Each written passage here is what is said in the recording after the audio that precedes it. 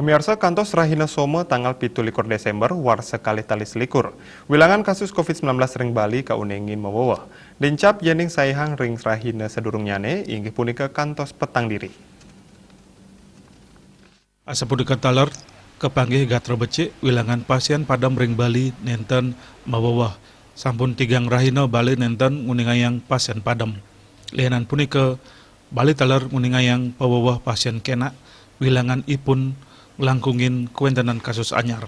Manut data Satgas Penanganan COVID-19 Bali, wilangan kasus anyar kuningin wenten 5 diri. Dados nyane wilangan kumulatif kasus sane ketampenin Bali kantos langkungan 100 tali diri.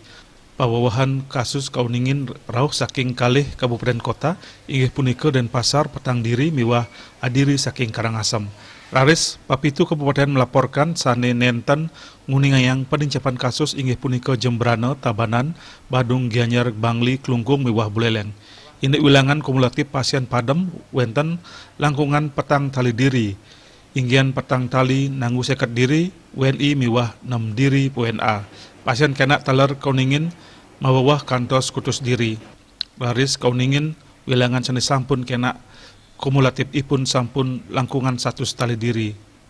Dihadawi Bali Pos nguningayang.